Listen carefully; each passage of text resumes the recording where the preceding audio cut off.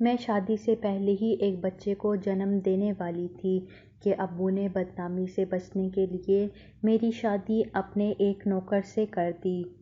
میری بیٹی وقت سے پہلے پیدا ہوئی، یعنی 7ویں مہینے میں پیدا ہوئی تھی۔ میرے شوہر حیران تھے، یہ کیسے ہو سکتا ہے؟ پھر ڈاکٹر نے انہیں سمجھایا کہ ایمرجنسی کیس کرنا پڑا ہے، جبکہ میری بیٹی 9 ماہ بعد پیدا ہوئی تھی۔ میرے شوہر خوش تھے، مگر ایک دن گھر آئے تو انہوں نے آج یہ لکھتے ہوئے بڑی ہی شرم محسوس کر رہی ہوں کہ میں 14-15 برس کی عمر میں ہی غلط روش کا شکار ہو گئی تھی۔ بے شک مجھے اپنے بارے میں ایسی باتیں لکھنا زیب نہیں دیتی، لیکن میری زندگی کی داستان وہاں سے شروع ہوتی ہے جب میں غلط خیالات کا شکار ہوئی۔ مجھ سے ایک ایسا گناہ ہو گیا تھا کہ اب شادی کے علاوہ اصل میں شادی سے پہلے ہی ایک بچے کی ماں بننے والی تھی۔ جب اس بات کا میرے ابو اور امی کو پتہ چلا تو وہ بہت پریشان ہوئے، مجھے ڈاکٹر کے پاس لے گئے اور ابورشن کرنے کو کہا، مگر ڈاکٹر نے یہ کہہ کر نظر انداز کر دیا کہ اب 3 مہینے ہونے والے ہیں، اب یہ نہیں ہو سکتا، زبردستی کرنے سے جان بھی جا سکتی ہے۔ ابو امی نے اپنا سر پیٹ لیا اور جس لڑکے سے میری دوستی تھی اس سے شادی کروانے کا فیصلہ کیا، مگر عین موقع پر وہ لڑکا جو کہ ہماری گلی میں رہتا تھا گھر چھوڑ کر کام کے سلسلے میں کراچی چلا گیا۔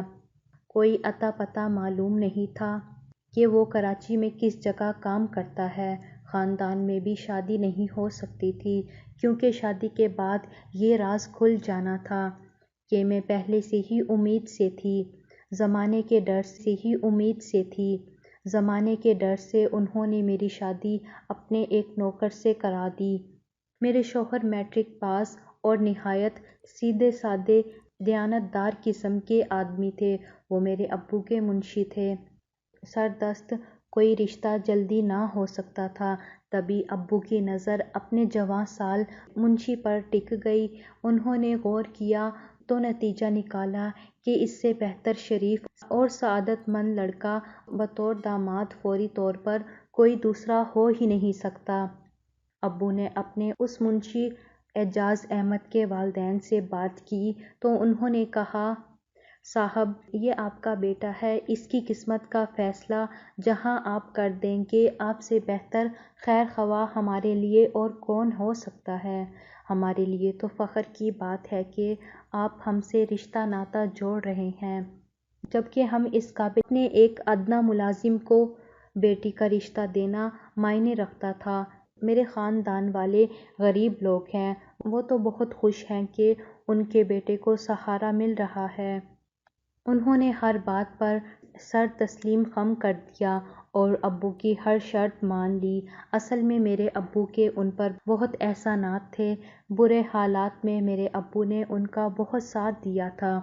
وہ بہت غریب اور سیدھے سادے لوگ تھے، وہ تو الٹا بہت خوش تھے کہ ان کے بیٹے کی شادی ایک بڑے گھر میں ہو رہی ہے۔ یوں منشی اعجاز احمد یعنی میرے شوہر سے 9 عمری میں میری شادی ہو گئی۔ شادی کے وقت میرے شوہر اور ان کے گھر والوں سے ایک پلان کے مطابق یہ بات چھپا دی گئی تھی کہ میں 3 ماہ سے حاملہ ہوں۔ شادی کے 7 ماہ بعد میں نے بطور پہلی اولاد کو جنم دیا اور میں 16 برس کی عمر میں ماں بن گئی۔ میری امی کر لی تھی کہ وہ ان کے داماد کو یہی بتائیں گی کہ آپ کی بیٹی 7 ماہ کی پیدا ہوئی اور یہ سب قدرت کی طرف سے ہوا ہے۔ شوہر پہلے ہی سیدھے سادے آدمی تھے اور وہ سچ میں یہی سمجھے کہ میری بیٹی 7 ماہ کی پیدا ہوئی ہے۔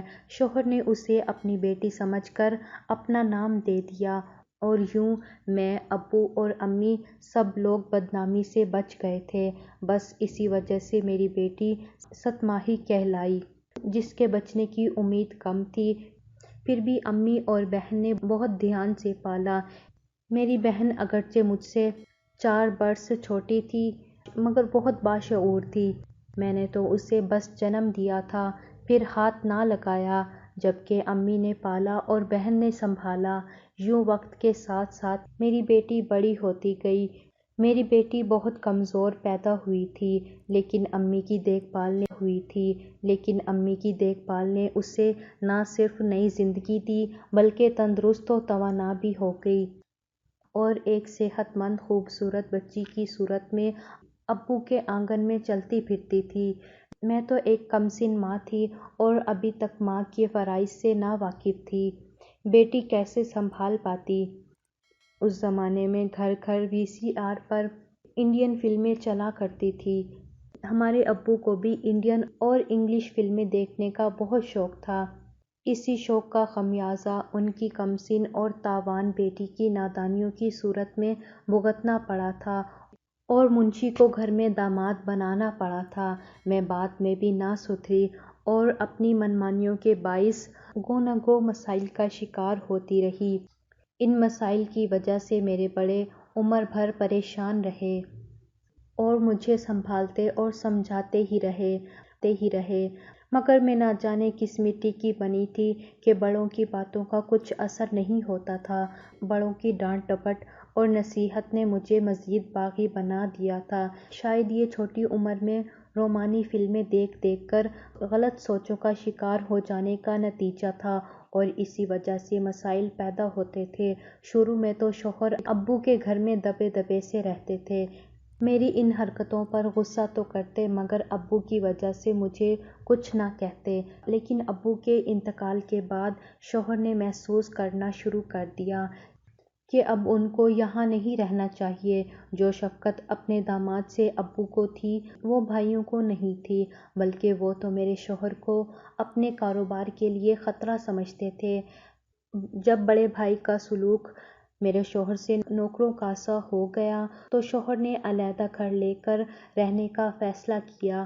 امی بھی بھائیوں سے ڈرتے شوہر سے کہا، بیٹا جیسے تمہاری مرضی، کسی اور جگہ ملازمت ڈھونڈ لی ہے تو بے شک اپنی بیوی اور بچوں کو لے جاؤ، مجھے کوئی اعتراض نہیں، اپنے بچوں کی بشرط یہ کہ کفالت کر سکوں۔ شوہر نے کہا کہ خالہ جان، میں محنت مزدوری کر لوں گا، اپنے بچوں کو رزق حلال کھلاؤں گا اور ان کو خوش رکھنے کی ہر ممکن کوشش کروں گا، بس آپ کی اجازت درکار ہے۔ یوں شوہر ہمیں لے کر علیحدہ گھر میں رہنے لگے۔ مکان متوسط درجے کی آبادی میں تھا، کم کرایہ تھا، مگر یہاں انہوں نے آزادی کا سانس لیا۔ جلد ہی اللہ نے مدد کی اور معقول تنخواہ پر ایک سیٹھ صاحب کی منشی ہو گئی۔ گزر بسر اچھی ہونے لگی۔ شوہر تو صبح کے نکلتے اور شام کو لوٹتے۔ میں نے ان سے کہہ کر اپنی بہن فوزیہ کو اپنے ساتھ رکھ لیا کہ میں اکیلی دیکھ بھال نہیں کر سکتی۔ اس دوران میری ایک بیٹی اور بیٹا بھی اس دنیا میں آ گئے تھے۔ بیٹا ابھی صرف 6 ماہ کا تھا۔ میری بہن میرے بیٹے جواز سے بہت پیار کرتی تھی، خوشی خوشی میرے ساتھ رہنے کو آ گئی تھی۔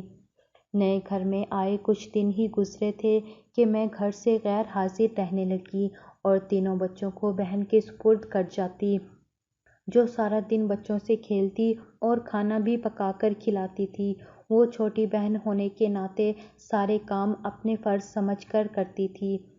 ایک روز شوہر کو محلے کے ایک شخص نے اشارہ کیا اور کہا کہ میاں تم تو دن بھر بچوں کا پیٹ بھرنے کو محنت مشقت کے لیے نکلتے ہو، مگر تمہاری بیوی صبح سویرے تمہارے جانے کے بعد کہاں جاتی ہے اور شام کو تمہارے آنے سے قبل لوٹ کر آ جاتی ہے؟ کیا وہ بھی کہیں نوکری کرنے جاتی ہے؟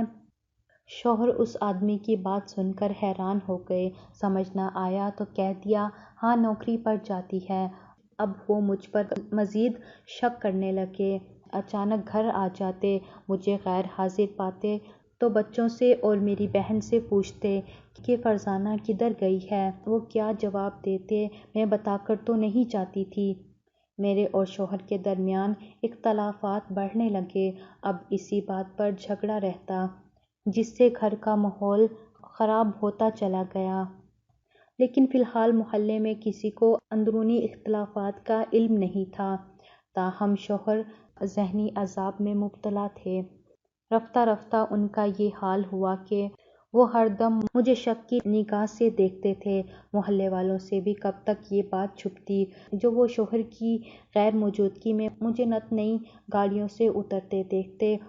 انہوں نے شوہر کے کان کھانے شروع کر دیے کہ یہ شریفوں کا محلہ ہے اور یہ کوئی اچھی بات نہیں ہے کہ آپ کی غیر موجودگی میں کوئی غیر آدمی آپ کی جوان بیوی کو لینے یا چھوڑنے آئے، جبکہ ہمیں یہ بھی معلوم پڑا ہے کہ آپ کی بیوی نہ ہی پڑھی لکھی ہے اور نہ ہی کہیں جاب کرتی ہے۔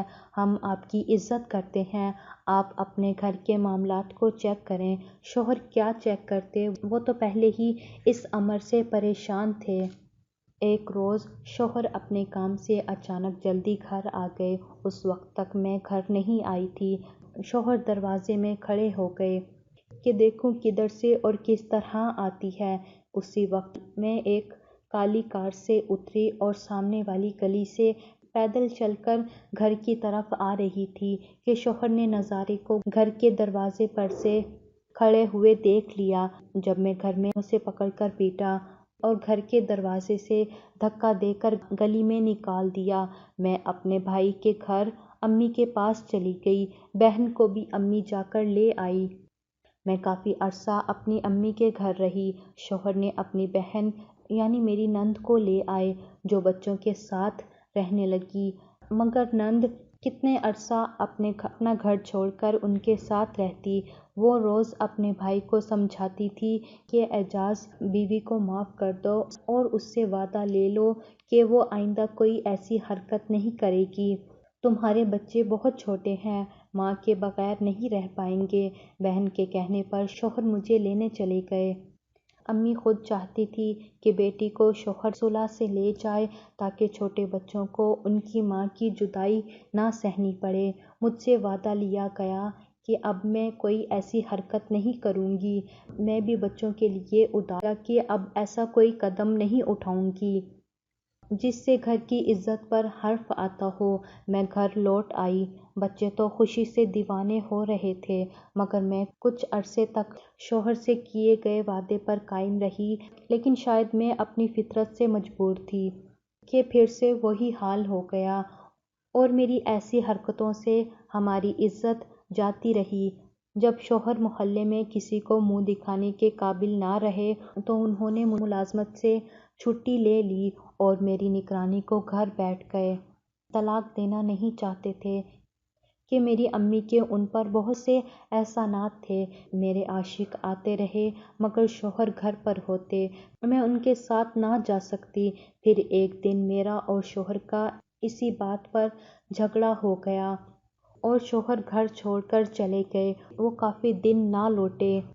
جب محلے والوں نے ایسی باتیں کرنی شروع کر دی کہ اس عورت نے شاید کچھ غلط آدمیوں کی مدد سے اپنے خاوند کو مروا دیا ہے، ان باتوں سے رہی سہی عزت جاتی رہی اور ہمارا گھر میں رہنا دشوار ہو گیا۔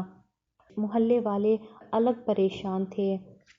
تب میں نے سوچا کہ اس سے پہلے بات پولیس تک جائے یہاں سے نقل مکانی کر لینی چاہیے۔ سامان اٹھا کر بچوں کو دوسرے شہر لے آئی۔ نیا شہر، نیا محلہ اور نئے لوگ تھے جو ہمیں نہیں جانتے تھے۔ انہوں نے خوش دلی سے خوش آمدید کہا اور یہاں ہم سکون بھری زندگی گزارنے لگے۔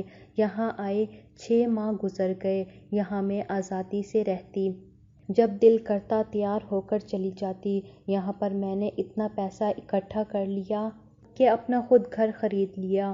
اسی اثنا میں امی وفات پا گئی۔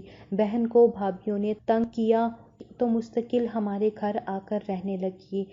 میں نے اب بہن کے ذہن کو بھی بگاڑنا شروع کر دیا اور وہ بھی ویسی ہی ہو گئی۔ 15 برس کی ہو گئی تھی، باشعور ہو چکی تھی، کافی باتیں سمجھنے لگی تھی۔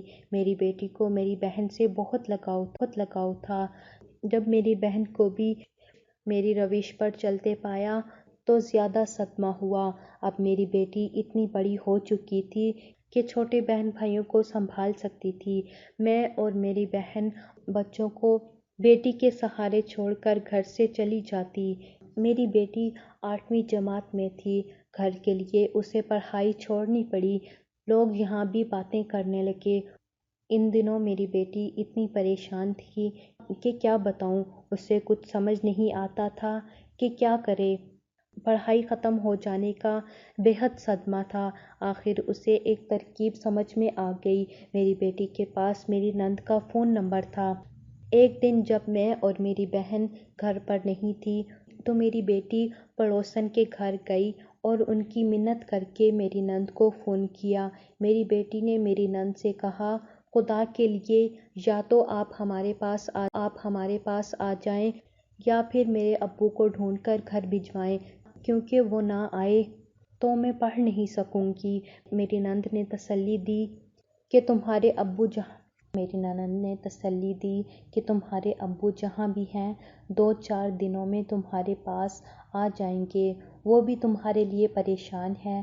اس نے کہا، مگر تمہاری امی کی عادتیں ٹھیک نہیں ہیں۔ مگر اس نے کہا کہ میری بیٹی کے کہنے پر وہ تمہاری خاطر گھر واپس آ جائیں گے، تم نئے گھر کا ایڈریس بتا دو۔ میری بیٹی نے نئے گھر کا ایڈریس ان کو بتا دیا۔ نند نے جب اس کا پیغام شوہر کو دیا تو وہ خود پر قابو نہ رکھ سکے، ان کی شفقت نے جوش مارا اور وہ آ گئے۔ میری بیٹی نے کہا، ابو میری خاطر گھر رہیں تاکہ حالات اور خراب نہ ہوں۔ اگر آپ ایسے ہی روٹھے رہے تو پھر ہمارا کیا؟ میرے شوہر کی سمجھ میں آ گئی اور جب میں آئی تو انہوں نے جھگڑا نہ کیا مگر پیار سے سمجھایا کہ سدھر جاؤ، اپنی روش بدل لو، اپنے بچوں کی خاطر گھر پر رہو، میں کما کر تمہیں اور بچوں کو پالوں گا۔ شوہر کے پاس مجھے سمجھانے کے سوا اور چارہ نہیں تھا۔ وہ میری غلط روش سے مردہ ہو چکے تھے، پھر بھی وہ ہماری خاطر زندہ رہنا چاہتے تھے۔ وہ نہیں چاہتے تھے کہ اب اس جگہ سے بھی بے عزت ہو کر نکلیں۔ ان کے آنے سے لوگوں نے باتیں کرنا بند کر دی، لیکن میں نے اپنا چال چلن نہ بدلا۔ شوہر شب کی آگ میں جل جل کر بھسم ہو رہے تھے، مگر بچوں کی خاطر چپ رہے۔ میرے شوہر کے آنے سے میری بیٹی پھر سے اسکول جانے لگی، کیونکہ اب میں اور میری بہن آسانی سے سارا دن گھر سے باہر نہیں رہ سکتی تھی۔ ہماری جو بھی سرگرمیاں تھیں وہ ماند پڑ چکی تھی۔ کہتے ہیں چور چوری سے تو جا سکتا ہے، ہیرا پھیری سے نہیں جا سکتا۔ ایک دن تو حد ہو گئی، میں نے گھر سے قدم نکالا اور شوہر آ گئے۔ وہ مجھے دہلیز پر سے ہی دھکیل کر گھر کے اندر لے آئے۔ پوچھا کدھر جا رہی تھی؟ میں نے بیان کیا، بچوں کے کپڑے دھونے تھے، صابن نہیں تھا، سامنے اسٹور تک جا رہی تھی۔ میں اس سے معقول بہانہ نہ بنا سکی۔ دراصل ایک روز پہلے شوہر صابن لائے تھے۔ انہوں نے کہا، کل تم نے صابن منگوایا اور آج ختم ہو گیا، وہ کیسے ہوا جب تم نے کپڑے بھی نہیں دھوئے؟ آج شوہر کو بہت غصہ آیا۔ انہوں نے میری گردن دبانی چاہی، مگر میں نے آس پاس والوں کو بلا لیا، انہوں نے آ کر مجھے چھڑایا۔ شوہر شدید ذہنی دباؤ کا شکار تھے، اپنی اولاد کی خاطر مجھے طلاق بھی نہیں دے سکتے تھے کہ بیٹیاں کدھر جائیں گی۔ میرے شوہر میرے بھائیوں کے پاس گئے، سارا احوال انہیں بتایا۔ بہن کے بارے میں وہ سب کچھ جانتے تھے۔ بہرحال بڑے بھائی نے شوہر کو دلاسا دیا کہ تم صبر سے کام لو، باقی میں خود دیکھ لوں گا۔ کچھ دنوں کے لیے ہمارے گھر آ کر رہنے لگے۔ بھائی بھی کب تک پہرا دیتے، میں سب حد پار کر چکی تھی۔ میری دوستیاں شہر کے بڑے بڑے لوگوں کے ساتھ ہو چکی تھی۔ اصل میں خوبصورت بھی بہت تھی، بڑے بڑے لوگوں کی مجھ پر نظر تھی۔ اب وہ غصے میں اپنے بھائیوں کے پاس چلے گئے، کچھ دن بھائی کے ساتھ رہے، پھر ان کی بیوی نے شور مچایا تو وہ اپنے گھر چلے گئے۔ میں پھر اسی راستے پر چل پڑی۔ میری بیٹی مجبور تھی، مگر دل میں ٹھان لی تھی کہ کسی طرح بھی تعلیم مکمل کر لوں تو پھر عزت والی نوکری کر کے بہن بھائیوں کو خود سنبھال لوں گی اور مجھ سے علیحدہ ہو کر ابو کے پاس چلی جاؤں گی۔ ایسے حالات میں بھی محنت سے پڑھ رہی تھی۔ میری بیٹی کی انگریزی کمزور تھی، سالانہ امتحان سر پر تھے۔ اب میرے شوہر بچوں کی خاطر گھر آ گئے اور پھر سے کام پر جانے لگے۔ جو کماتے ساری کمائی میرے ہاتھ پر رکھتے، مگر مجھے شوہر کی کمائی بہت کم لگتی تھی۔ شوہر کے کام پر جاتے ہی میں پھر پرانی ڈگر پر چل پڑتی۔ ایسی باتیں نہیں چھپتی، محلے میں ہمارا گھر بدنام ہو گیا۔ اس بار تو محلے والوں نے شوہر کی بہت بے عزتی کی اور پولیس بھی بلوا لی، مگر میں نے اپنے کسی جاننے والے کو کال کی، جس پر پولیس الٹا مجھ سے معذرت کر کے واپس چلی گئی۔ محلے والوں نے شوہر کو اتنی باتیں سنائی کہ وہ پکا پکا گھر چھوڑ گئے۔ مجھے پھر آزادی مل گئی۔ ایک روز دیور اور نند میرے شوہر آئے کہ کافی دن سے ملنے نہیں آئے، کدھر گئے ہیں؟ میں نے بتایا کہ وہ تو کب سے گھر سے چلے گئے ہیں، ہم تو خود پریشان ہیں۔ دیور کو یقین نہ آیا، تم نے خود غائب کروایا ہے، پولیس میں رپورٹ درج کرواؤں گا۔ اسی پر میری اور ان کی بحث ہو گئی۔ میں نے کہا جو کرنا ہے کر لو، اور پھر وہ اٹھ کر اپنے گھر چلے گئے۔ میری بیٹی کے سالانہ امتحان میں 15 روز باقی تھے۔ ایسے عالم میں پریشانی کی وجہ سے پرچوں کی تیاری ناممکن تھی۔ میری بیٹی کی ایک کلاس فیلو اکیڈمی پڑھنے جایا کرتی تھی۔ اس نے جب اپنی پریشانی کا ذکر کیا، اس نے اکیڈمی کے سر سے بات کی اور اس نے میری بیٹی سے کہا کل سے تم اکیڈمی میرے ساتھ چلا کرو، سر بہت اچھا پڑھاتے ہیں اور بہت اچھی تیاری کرواتے ہیں۔ میری بیٹی اپنی دوست کے ساتھ اکیڈمی جانے لگی۔ سر نے میری بیٹی کو تو کہا تم کیوں پریشان ہو؟ میری بیٹی نے علیحدگی میں ان کو سارا قصہ سنایا تو ان کو میرے کردار کا علم ہو گیا۔ انہوں نے کہا میں تمہاری تیاری خصوصی طور پر علیحدہ ٹیچر سے کروا دیتا ہوں۔ انہوں نے ایک شخص کے ذمہ لگا دیا کہ اس لڑکی کو تم نے خاص توجہ سے زیادہ ٹائم دے کر پڑھانا ہے تاکہ تمام پرچوں کی تیاری ہو جائے، لہٰذا اکیڈمی کے بعد بھی 2 گھنٹے اس کو پڑھائیں گے۔ 2-3 روز تو ان صاحب نے بہت خلوص اور توجہ سے پڑھایا، لیکن پھر اس کی نیت خراب ہو گئی اور ایک روز جبکہ تمام طالب علم چلے گئے، کسی نے کلاس روم کا دروازہ لاک کر دیا اور میری بیٹی کو بے آبرو کرنا چاہا، مگر میری بیٹی نے فراست سے کام لیا اور کہا سر میں اپنی ماں جیسی نہیں ہوں، میں ایک اچھے خیالات کی پاکیزہ لڑکی ہوں، خدا را مجھ پر دست درازی کر کے میری عزت کو خاک میں نہ ملانا، دست درازی کر کے میری عزت کو خاک میں نہ ملانا۔ اگر میں آپ کو اتنی ہی پسند آ گئی ہوں تو بے شک مجھ سے نکاح کر لیں، میں آپ کے ساتھ کورٹ میرج کرنے پر بھی تیار ہوں، کم از کم جائز طریقے سے تو آپ کی کہلاؤں گی۔ شاید میری معصومیت اور بے بسی نے اس کے دل پر اثر کیا، وہ بولے مگر میں تو عمر رسیدہ اور شادی شدہ ہوں، میرے 4 بچے ہیں، کیا ایسی صورت میں تم مجھ سے نکاح کر لو گی؟ ہاں میں کر لوں گی، آپ عمر رسیدہ ہیں یا بال بچوں والے، مگر آپ مجھے عزت تو دے سکتے ہیں۔ عزت کی زندگی کے ساتھ شوہر کی حلال کمائی ہی عورت کا فخر ہوتی ہے، میں اسی پر فخر کروں گی، آپ مجھ سے 20 برس بڑے ہی کیوں نہ ہو، کیونکہ والد تو پتہ نہیں زندہ ہیں یا کسی نے ان کو ختم کرا دیا ہے۔ میرے دیور تو کہتے ہیں ہمارے بھائی کو تم نے مروا دیا ہے۔ میں عمر رسیدگی میں اپنی بیٹی کو اپنی حرص بھری طبیعت کا پہلا نشانہ ہی بناؤں گی، اور وہ ایسا ہرگز نہیں چاہتی۔ میری بیٹی نے سوچا اس سے تو بہتر ہے کہ اس کی شادی کسی ایسے فقیر سے ہو جائے جس کے گھر میں غربت کے فاقے پڑتے ہوں، مگر وہ اس کی عزت کا محافظ بن جائے۔ میری بیٹی نے کہا سر میں بے بس مجبور مگر اچھی سوچوں کی مالک اور باعصمت لڑکی ہوں۔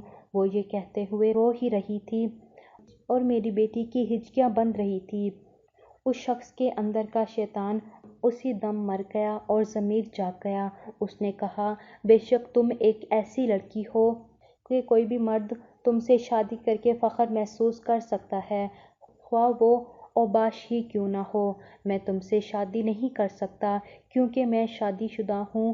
ہاں ہم اپنے چھوٹے بھائی کے لیے لڑکی تلاش کر رہے ہیں، اس نے وکالت کا امتحان پاس کیا ہے، اگر تم راضی ہو تو میں اپنے چھوٹے بھائی سے تمہارا نکاح کرا دوں گا، اور میں اپنے غلط ارادے پر شرمندہ ہوں۔ دراصل جب انہوں نے میرے بارے میں سنا تو اس نے یہی سمجھ لیا کہ میری بیٹی بھی اسی روش پر چل رہی ہوگی۔ پھر انہوں نے میری بیٹی سے معافی مانگی۔ میری بیٹی نے ان کے چھوٹے بھائی سے نکاح پر رضامندی دی تو انہوں نے بھی شرط رکھی کہ تم کبھی بھی اس واقعے کا تذکرہ اس کے بھائی سے مت کرنا۔ میری بیٹی نے وعدہ کیا۔